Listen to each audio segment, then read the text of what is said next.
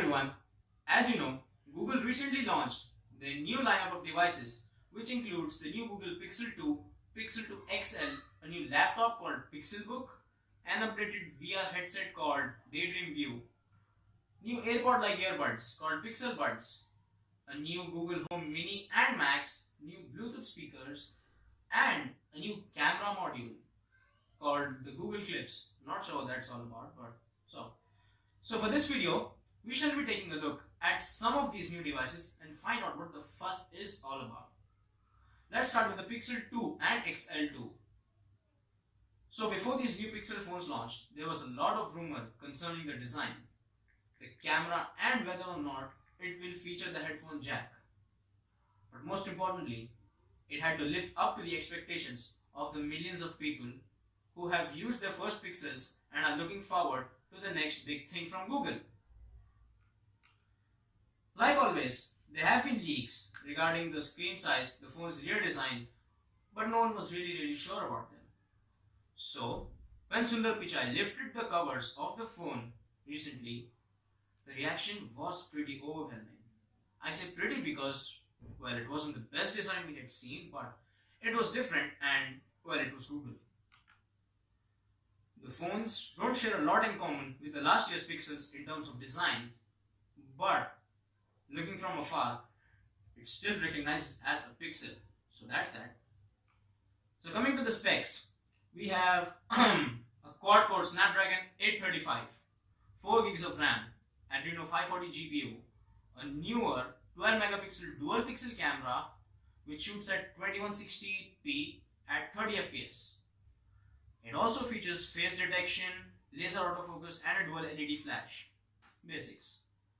On the front, it has an 8MP shooter with 1080p recording. It has no SD card slot as expected and comes with a 5-inch AMOLED panel with a 1920 by 1080 resolution. The storage is either 64 or 120 gigabytes. All this comes with a new 2800 mAh battery which does support fast charging, and no, it does not have wireless charging yet, and no, it does not have a headphone jack. It has a USB Type-C connector although, with an adapter for the jack, like Apple, etc.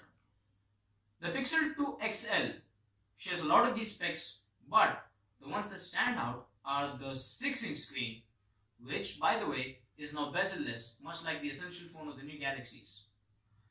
It is a 1440 by 2880p OLED panel.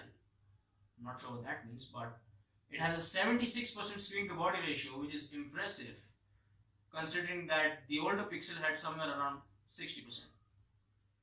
Now both these phones have some common features as well, like Gorilla Glass 5, the always-on display, IP67, water resistance, which means it can withstand some time in the rain. Oh, and both these phones will be one of the first to get Android 8.0 Oreo.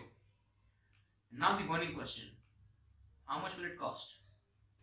Well, the price for the smaller Pixel 2 starts at $649 and the 2 XL will start at $849, and these are prices for the 64GB variants. For the bigger storage variants, you'll have to spend $100 extra on both the models. So, it looks like a flagship, handles like a flagship, sounds like a flagship, and thus the price is at flagship level as well.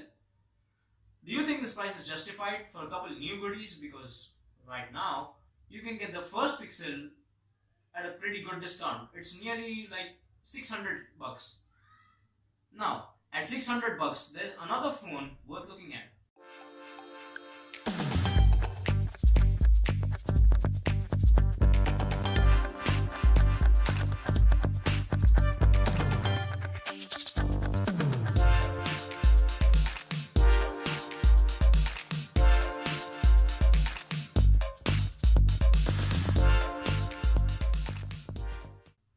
The Nokia 8 launched a couple months ago, retailing at a price which is equivalent to $570.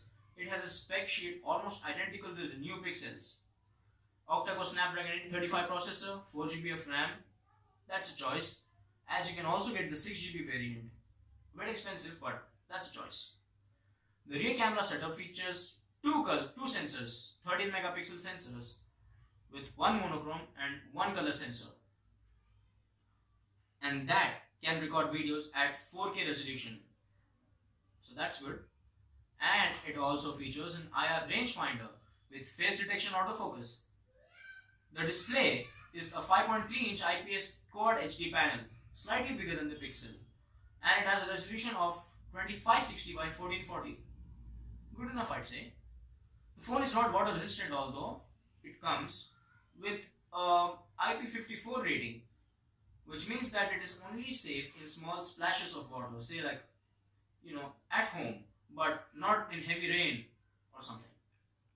The battery lies between the two pixels at 3090 milliamp hours. Also, the headlining features of this device, before I forget, is the Nokia OZO Spatial 360-degree audio, which apparently lets you accentuate the right sounds while reducing background noise. Oh, and it is the first phone with this feature. All this at what? $570? Seems like a pretty nice deal to me. So with the numbers out there, you can compare for yourself and make a decision as to which phone you would prefer. The newer Pixels at their premium flagship rates, or the Nokia 8 at what? $570? So that's it for this video, guys. If you like our content, make sure to drop a like and leave a comment. And don't forget to subscribe.